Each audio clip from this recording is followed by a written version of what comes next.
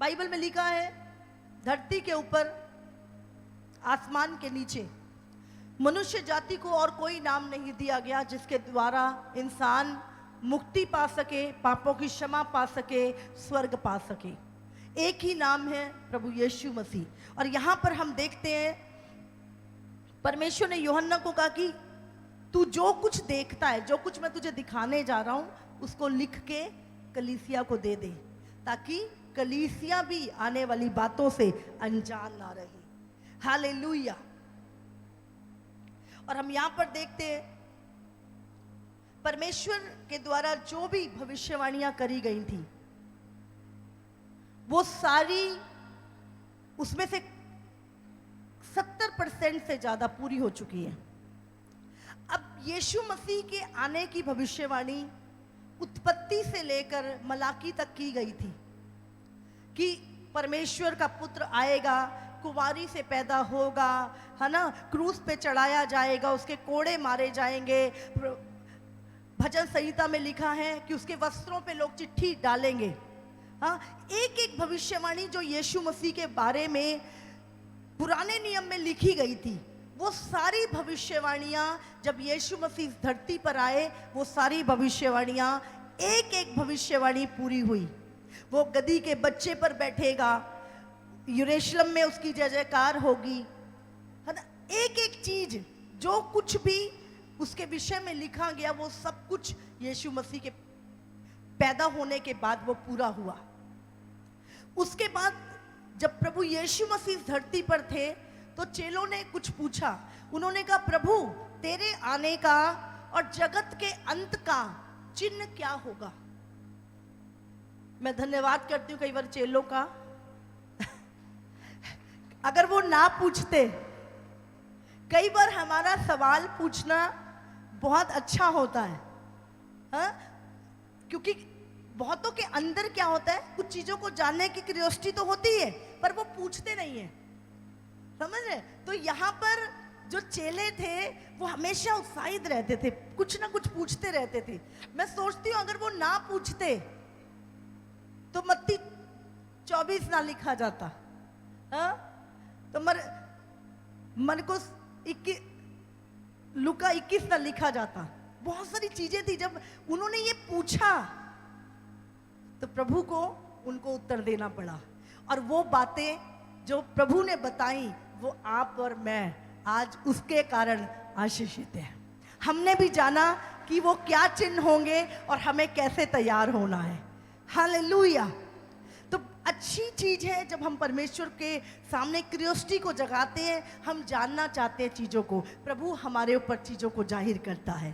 तब परमेश्वर ने चेलों को बताया कि जब मैं आऊँगा इस दुनिया में दोबारा, और जगत का अंत, क्या 2 सवाल पूछे थे कि जगत का अंत कब होगा और तेरा आना कब होगा।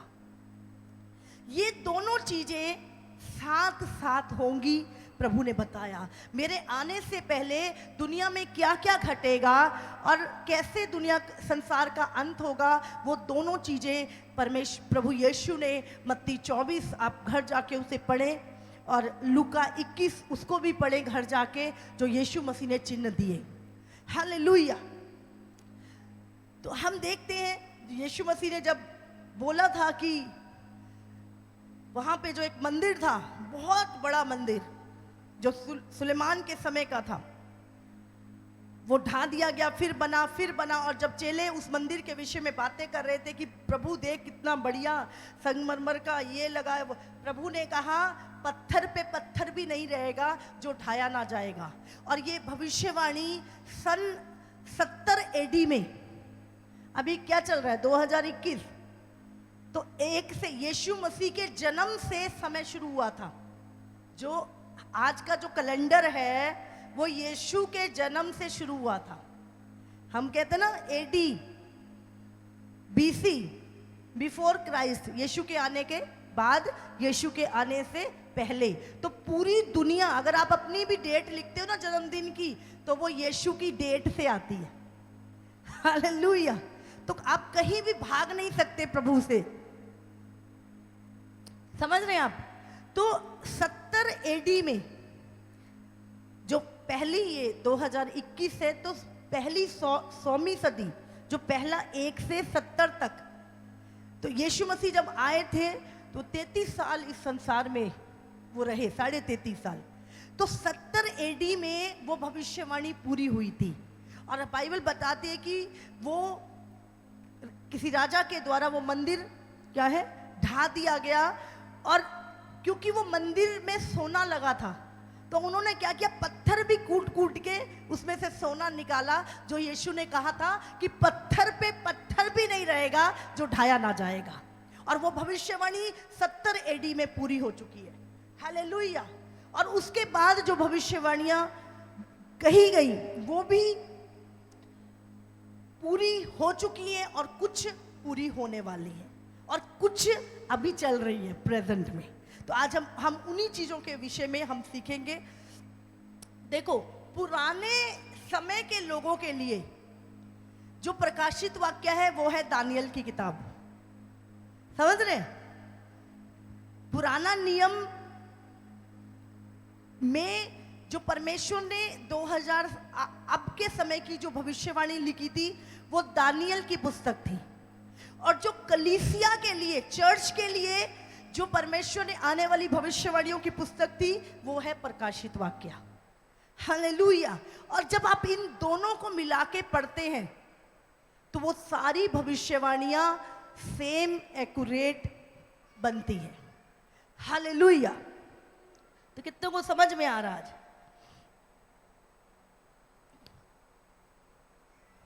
धन्यवाद करें, प्रभु से कहो, प्रभु मुझे समझने की सामर्थ्य दे। हालेलुया। और हम जो नए प्रकाशित वाक्य में एक चीज बड़ी खास देखते हैं, यहाँ पे 7 नंबर बहुत आता है। हाँ, 7 कलीसियां, 7 तारे, 7 दीवट, 7 कटोरे, 7 मोहरे, 7 पहाड़ियां, 7 दूत, तो 7 चर्चें, तो 7 नंबर बहुत आता है। 7 नंबर जो है वो परफेक्शन का नंबर है, क्योंकि परमेश्वर ने 6 दिन में दुनिया बनाई और 7वें दिन विश्राम किया था। आज हम हफ्ते के 7 दिन किसने बनाए हैं? हाँ? किसको पता 7 दिन होने चाहिए? 8 क्यों नहीं? 10 क्यों नहीं? 7 ही दिन क्यों? क्योंकि परमेश्वर के वचन में ही 6 दिन में दुनिया बनी थी और 7वें दिन उसने विश्राम किया था। आज पूरी दुनिया में संडे की छुट्टी होती है नहीं होती है? किसने बनाई? किसी इंसान ने नहीं, ये सब कुछ वचन में से आया है। हालेलुया।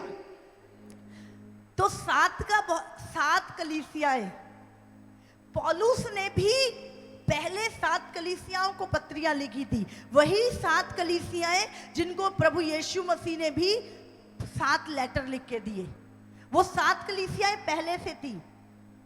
ठीक है नहीं?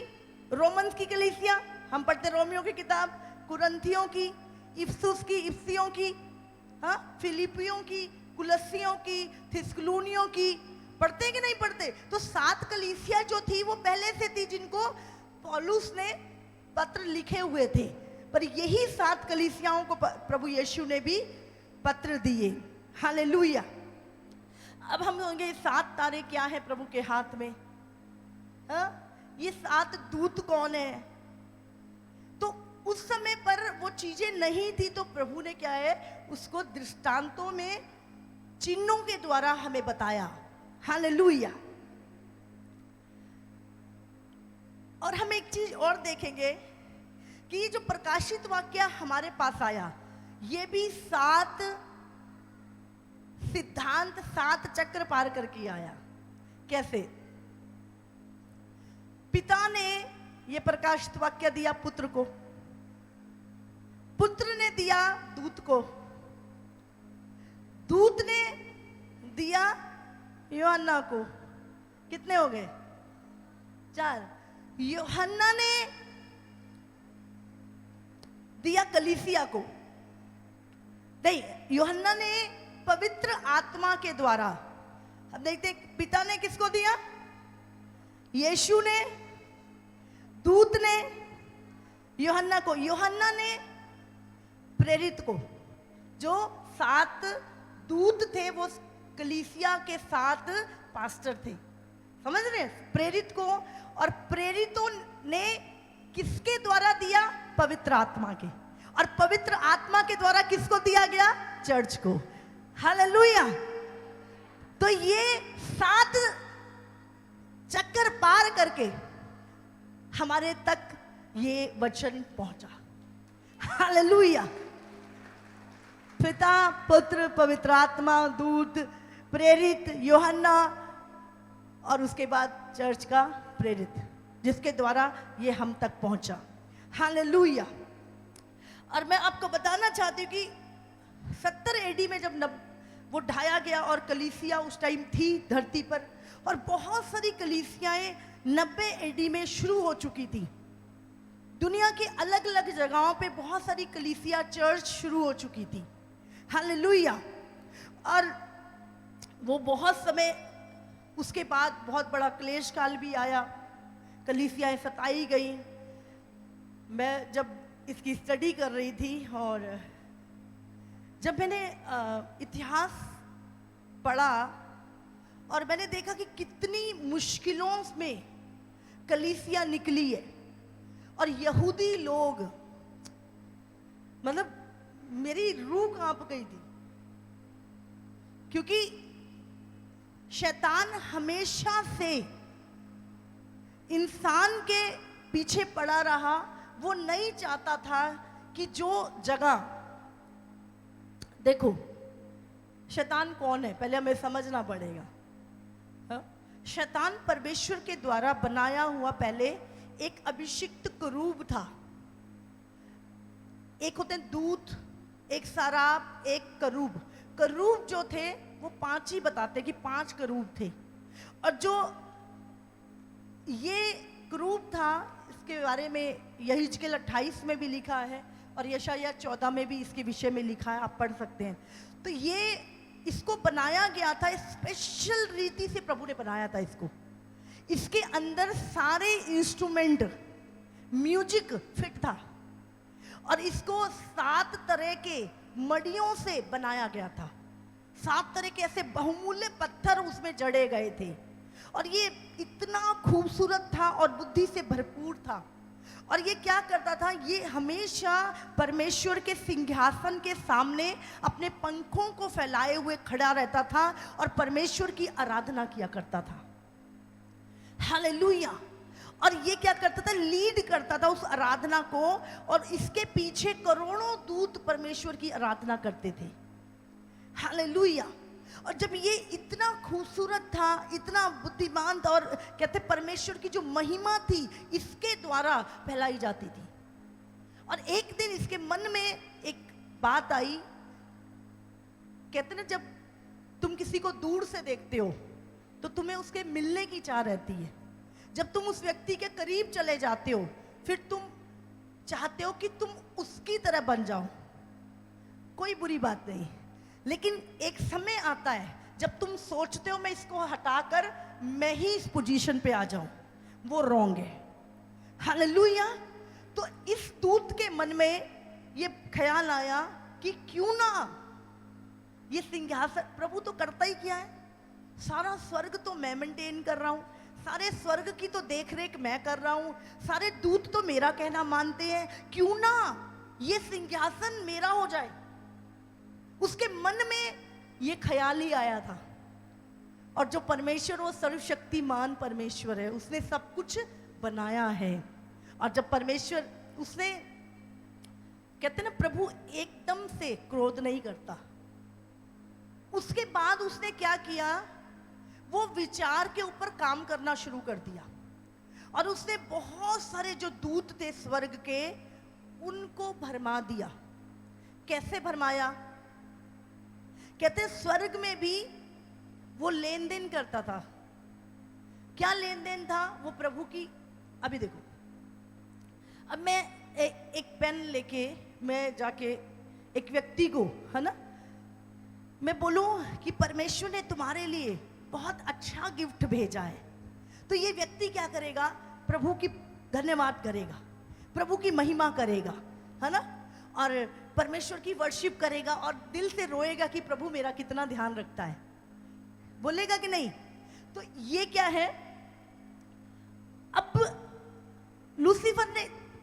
करता था, वो प्रभु का मैसेज लोगों को, दूतों को दिया करता था, वो काम करता था। लेन देन ये था कि वो परमेश्वर की महिमा फिर ये बताता था कि पिता, मैंने उसको बताया जब पिता आपका कितना ध्यान रखता है, और वो बहुत खुश हुआ और आपकी स्तुति की और आपका धन्यवाद किया और आपको महिमा दी, तो वो महिमा लाके क्या करता था, पिता के चरणों में डाल देता था।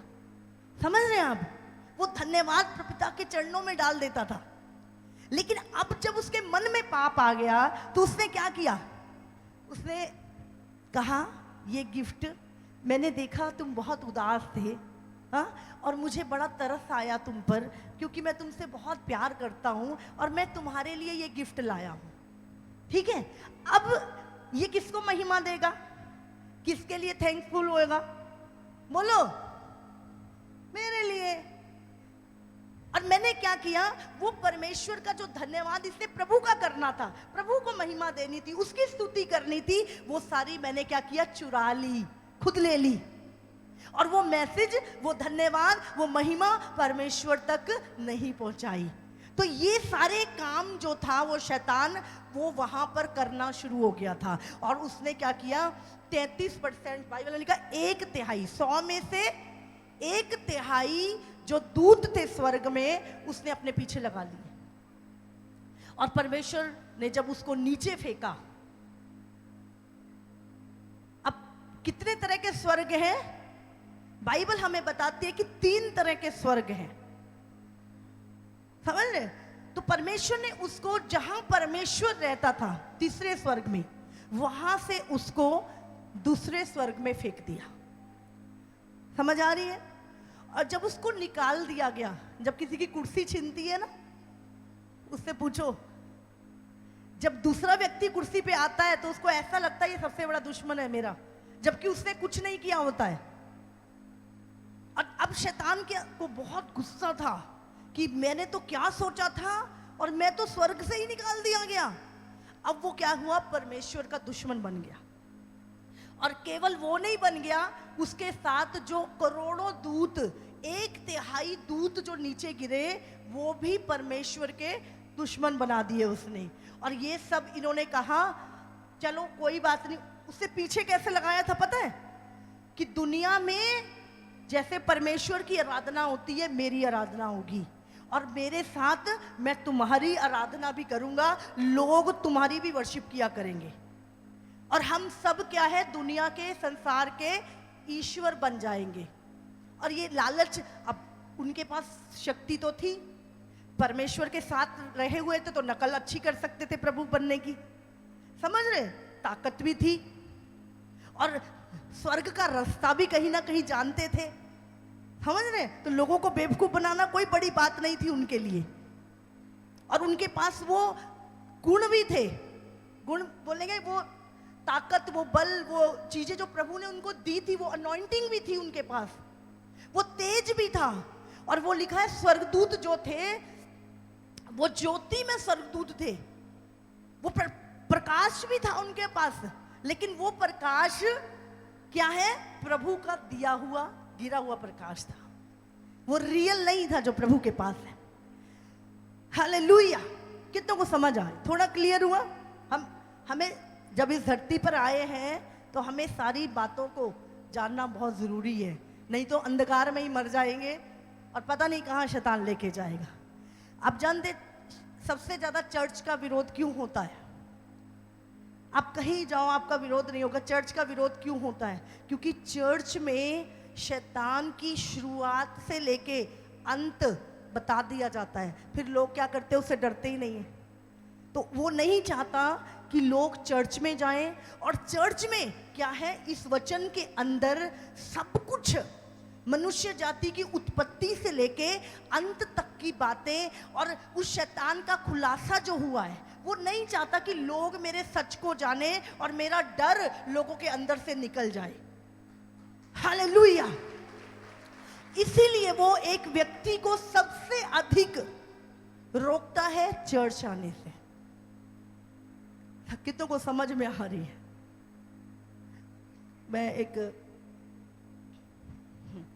वीडियो देख रही थी, मैं एक बहुत मोटी लेडीज, और उसके मुंह में दही डाल रहे हैं, दूध डाल रहे हैं, हाँ चीज़ें, घी डाल रहे हैं, और वो खा रही है बड़ी, और लोग उसकी वर्शिप कर रहे हैं, आराधना कर रहे हैं उसकी, और इतनी इतनी बिल्कुल क्या बोलूं, दैत्य की तरह, और लोग उसकी आराधना कर रहे हैं, उसको ईश्वर मान रहे हैं, और कोई विरोध नहीं कर रहा। समझ रहे? यहां पे क्या है? यहां पे कुछ नहीं, कोई पाखंड नहीं, क्लियर वचनों की बात होती है। इंसान अपनी मनगढ़ंत बातें भी नहीं करता यहाँ पे कि हाँ जी बाबा जी अपने मन दी गल कर रहे ने, मन दी गल नहीं, इत्थे वचन दी जो परमेश्वर ने सानू लिख के दिता है ओदे बारे ही दस्या जांदा। इसलिए महिमा भी किसी बंदे दी नहीं हैगी, महिमा भी उस परमेश्वर दी है। ते प्रॉब्लम कित्थे है फिर? प्रॉब्लम कहाँ है? प्रॉब्लम शैतान को है, लोगों को नहीं है, क्योंकि उसका चिट्ठा खुल जाता है। समझ आ रही है आपको? फिर उसका खाना पीना बंद हो जाता। हालेलुया। तो हम यहां पर इतना हमें क्लियर हो गया। फिर परमेश्वर ने क्या है? इंसान को बनाया अपनी संगति करने के लिए, अपनी आराधना करने के लिए। जब परमेश्वर ने इंसान को बनाया, अभी पता शैतान कितनी बार गिरा? 5 बार कहते शैतान गिरा, अभी 2 बार गिरना बाकी है उसका, 3 बार वो गिर चुका है। परमेश्वर ने पहली बार उसको स्वर्ग से निकाला, दूसरे स्वर्ग में। उसके बाद प्रभु यीशु मसीह जब आया और उसने चेलों को जब बोला जाओ दुष्ट आत्माओं को निकालो, तब लिखा है कि जब चेलों ने दुष्ट आत्माएं निकाली तो यीशु ने कहा मैंने शैतान को स्वर्ग से नीचे गिरते देखा। अब वो आ गया है फर्स्ट हेवन में। पहला स्वर्ग कहाँ है? जो ये आपको आकाश दिखता है, जहाँ पे वायुमंडल है, जहाँ पे हवाएं हैं, समझ, ये जहाँ पे बादल है, ये है पहला स्वर्ग। और उसके बाद जो सेकंड हेवन है वो है जहाँ पे गैलेक्सी है, जहाँ पे तारे हैं, जहाँ पे करोड़ों सितारे हैं, वो है सेकंड हेवन। और उसके बाद है थर्ड हेवन, जहाँ पे सब कुछ आत्मिक है, वहाँ पे शरीर में कोई नहीं, सब कुछ वहाँ पे आत्मिक माहौल है वहाँ पर।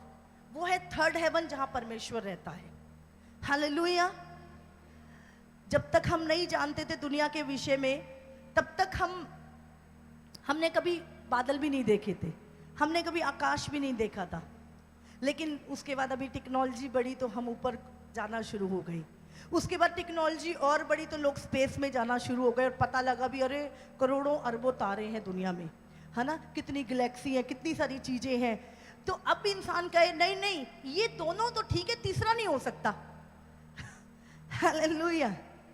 तो आपके कहने से नहीं हो सकता, हाँ तीसरा भी है, तीसरा भी है, और वहीं पे जाने की तैयारी हम कर रहे हैं। हालेलुया। सदा काल के लिए। तो हम यहां पर आपको समझ में, जब परमेश्वर ने इंसान बनाया, फिर इंसान रोज परमेश्वर इंसान से मिलने आता था अदन की वाटिका में। और ये बात शैतान को बहुत बुरी लगी। आप जानते हैं इंसान को भी परमेश्वर ने, एक बार जब परमेश्वर ने इंसान को बनाया था, वो नॉर्मल इंसान था। आप जानते हैं इंसान को भी परमेश्वर ने मॉडिफाई किया हुआ है। एक समय आया जब परमेश्वर ने उसके अंदर, परमेश्वर ने कहा आओ हम मनुष्य को बनाएं। लिखा ना उत्पत्ति 1:26 में लिखा आओ हम मनुष्य को बनाएं। इसका मतलब मनुष्य पहले था। किसी चीज को बनाने के लिए आपको वो चीज पहले है तो कैसे बनाओगे? तो मनुष्य पहले था, है ना। परमेश्वर ने कहा आओ हम मनुष्य को बनाएं। तो परमेश्वर, उसको बनाने का मतलब क्या था? उसको मॉडिफाई करना था परमेश्वर ने। और बाइबल में लिखा है परमेश्वर ने कहा आओ हम उसे अपनी समानता में बनाएं। हालेलुया। और जब परमेश्वर ने ये डिसीजन लिया कि हम मनुष्य को अपनी समानता में बनाएंगे, तब शैतान को बुरा लगा ये, क्योंकि उसको पता था। और परमेश्वर ने जब उसको अपनी समानता में बनाया, हूबहू परमेश्वर ने अपनी ताकत, अपना बल, अपनी बुद्धि, सामर्थ्य सब कुछ मनुष्य को दी और उसने कहा जा, पूरे जगत के ऊपर तेरा अधिकार है, अब सबको अपने वश में कर ले, तेरे अंदर वो कैपेबिलिटी मैंने दे दी है, वो तेरे अंदर वो चीजें मैंने डाल दी है कि तू सबको वश में कर सकता है। और जब ये बात शैतान को पता चली, उसका तो प्लान कुछ और था कि पूरी दुनिया मेरी आराधना करे, और अगर आदम के पास वो चीजें थी तो इसीलिए शैतान दुश्मन बना और उसने आदम को, हव्वा को पाप में घेर दिया, ताकि वो अधिकार, वो बल, वो सामर्थ उसके पास, वो हम पे भी प्रबल ना हो जाए। हालेलुया। तो यहां से ये चीजें शुरू हुई और उसके बाद शैतान हमेशा मनुष्य के पीछे पड़ा रहा, और यहां तक कि उसने वो गिरे हुए दूत, उन्होंने मनुष्य की पुत्रियों के साथ व्यभिचार किया, और उनसे जो पैदा हुए बच्चे वो दानव पैदा हुए। आपने बहुत सारे देखे होंगे, हाँ, आधा शरीर मछली का है, ऊपर का धड़ आदमी का है, हाँ, आधा शरीर घोड़े का है, ऊपर का इंसान का है, किसी के 8 हाथ, किसी के 15 हाथ, किसी का कुछ अजीब अजीब आपने दुनिया में आकृतियां देखी होंगी। ये सारा जो इंसान का सिस्टम बिगड़ा था, ये उत्पत्ति 6 में बिगड़ा था, जब मनुष्य जाति, जो इंसानों की जो औरतें थीं, जो लड़कियां थीं, और स्वर्ग के दूत जो थे, उन्होंने इंसान का भेष बना के मनुष्य की पुत्रियों के साथ जब व्यभिचार किया, तो और उनसे जो बच्चे पैदा हुए वो दानव पैदा हुए। हालेलुया। और बताया जाता है वो 13-13 मीटर लंबे और दीवारों जितने चौड़े हुआ करते थे। और जब परमेश्वर ने देखा पूरी संसार में दैत्यों से भर गई, तो प्रभु ने जल प्रलय भेजा और उस समय के संसार को खत्म किया, लेकिन अपने लिए धर्मी नूह को चुन लिया, और उस धर्मी नूह और उसके 3 बेटे और पत्नी, और फिर से पूरी मनुष्य जाति इस संसार में बढ़ने लगी। हालेलुया। प्रभु ने उसके बाद इब्राहिम को अलग किया अपने लिए, और उससे यहूदी कौम निकाली। देखो, शैतान मनुष्य से इतनी नफरत क्यों करता है जानते हो आप?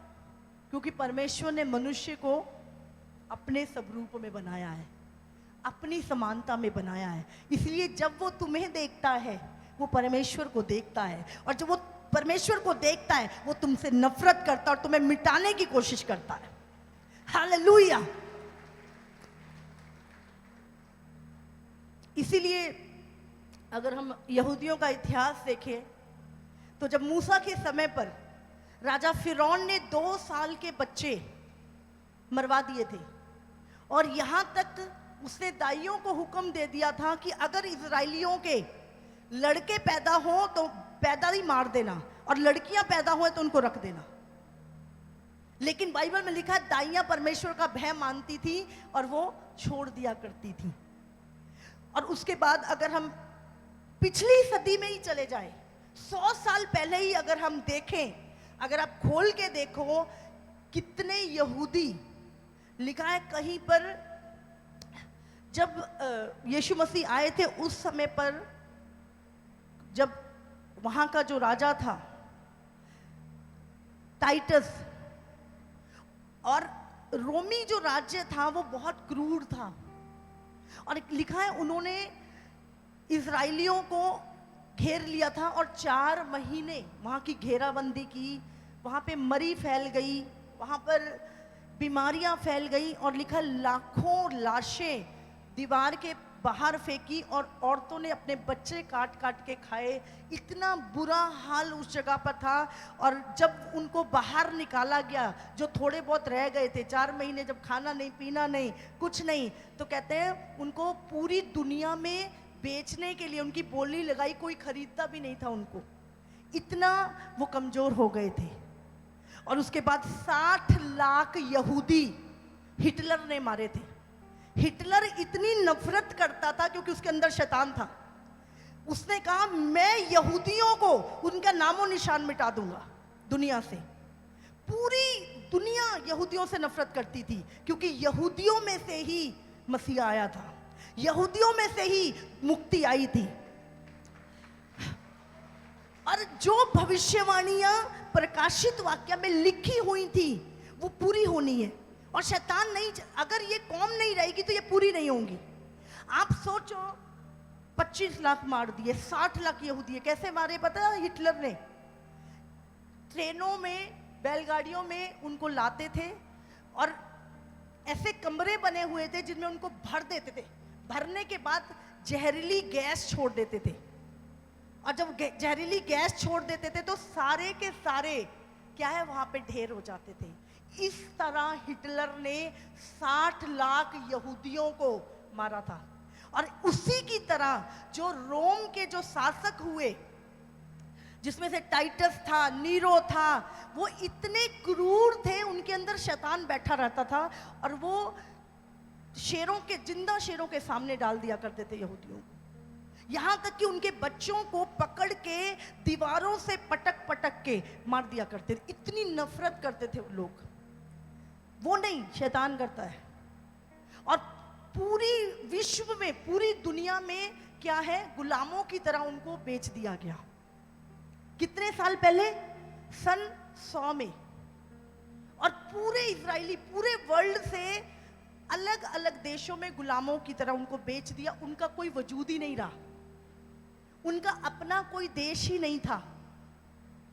आप जानते हैं, लेकिन परमेश्वर ने बाइबल में भविष्यवाणी की थी कि अंतिम दिनों में, अंत के समय में इजराइल को मैं फिर बसाऊंगा, फिर वो फलेगा फूलेगा और फिर मैं उसे खड़ा करूंगा।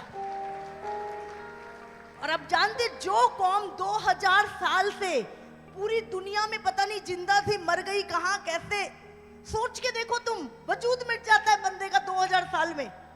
लेकिन परमेश्वर ने 1948 में फिर से इजराइल एक देश घोषित हुआ, एक देश बना और पूरी दुनिया से यहूदी लोग इजराइल में वापस आने लगे। रशिया में, इंडिया में, आप जानते 200 फैमिलियां कोची यहाँ पे इंडिया में ही है, वहां पे रहती थी यहूदियों की।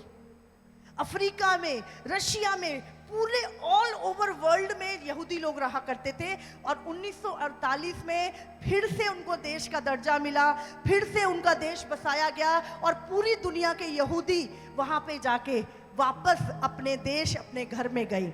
और जानते हैं 14 नवंबर जिस दिन वो देश घोषित हुआ, उसी के अगले दिन ना उनके पास कोई सेना, ना कोई शस्त्र, ना कुछ उनके पास। अगले ही दिन 7 राज्यों ने उनके ऊपर अटैक कर दिया।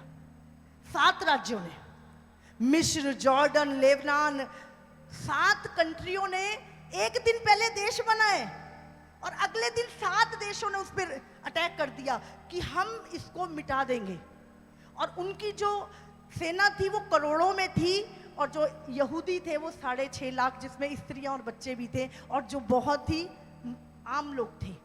और हमें इतिहास बताता है कि जब उन्होंने वो अटैक किया, उन्होंने अपने बच्चों को लकड़ी के डंडे देके, है ना, बिठा दिया और उनको लगा, वहां पे बताया जाता है कि परमेश्वर उनकी ओर से लड़ा। कहते बहुत सारी मधुमक्खियां उनकी जो दुश्मन थे उनके ऊपर गई, पता नहीं कहां से आई, और बहुत सारे महामारी फैल गई दुश्मनों के बीच में। और यहाँ तक बताया जाता है कि उन्होंने बताया, जो वो सेना थी, कि हमने एक बहुत बड़ी सेना को अपने खिलाफ लड़ते हुए देखा जो स्वर्ग की सेना थी। और ये प्रूफ है इतिहास में। और अभी 100 साल पहले की बात, कितने 1948 में आजाद हुआ है, जब इंडिया आजाद हुआ था तभी इजराइल आजाद हुआ था। ब्रिटेन का कब्जा था उस टाइम पर। हालेलुया। अगर आप इतिहास को जब पढ़ते हैं, हम किसी कौम के इतिहास को जब पढ़ते हैं, कैसे खुदा खुद इजराइल की ओर से लड़ता था। और आज वो छोटा सा देश, कहते शायद पंजाब से भी छोटा देश है वो, पूरी दुनिया उससे डरती है, पूरा संसार खौफ खाता है। चारों तरफ मुस्लिम कंट्रियों से घिरा हुआ देश है, पर किसी की हिम्मत नहीं होती उसके ऊपर। छोटा सा बिल्कुल अगर आप देखेंगे नक्शे में आपको नजर भी नहीं आता। क्यों? क्योंकि खुदा उनकी ओर है, खुदा उनकी ओर है। अब आप पूछेंगे अगर खुदा उनकी ओर था तो ऐसा क्यों हुआ, उनके साथ इतना बुरा क्यों हुआ? क्योंकि जब यीशु मसीह को क्रूस पे चढ़ाया गया था, राजा फिलातूस ने अपने हाथ धो लिए, बोला ये इसका लहू मेरे ऊपर नहीं है, तुम कह रहे हो इसलिए। उन्होंने पता क्या बोला था? बोलते हैं इस यीशु का लहू हमारे और हमारे बच्चों के ऊपर आए। हालेलुया! समझ रहे हैं? उसका बदला हमारे और हमारे बच्चों के ऊपर आए। वो जानते नहीं थे इतनी भयंकर ताड़ना उन्होंने मांग ली थी। इसीलिए कभी भी खुदा के खिलाफ खड़े मत हो। आप जानते नहीं है, कोई भी है वो चाहे। फिर कितनों को समझ में आ रहा है कुछ? मैं चाहती हूं कलीसिया मैच्योर हो, कलीसिया चीजों को समझे। मैं जो यहाँ पे प्रचार कर रही हूँ, आप जाके, हाँ पहले होता था ना सिर्फ विद्वानों के पास ही होता था, आप जाके नेट पे रिसर्च कर सकते हैं कितनी बार इजराइल पे अटैक हुए, कितनी बार उन्होंने युद्ध जीता, कब वो आजाद हुए, कैसे उनका कितने लाख हर सदी में उनको मारा गया। अगर आप हिस्ट्री खोलेंगे यहूदियों की तो आपको पता चलेगा। क्योंकि शैतान हमेशा से जो परमेश्वर की भविष्यवाणियां हैं वो चाहता ही नहीं कि वो पूरी हो। उसने जब यीशु मसीह पैदा हुआ, उसने 2 साल के बच्चे, हेरोदेस राजा हुआ करता था उस टाइम पर, उसने 2 साल से कम उम्र के सारे बच्चे मरवा दिए कि इस दुनिया में जो मसीहा है वो पैदा ही ना हो। हालेलुया!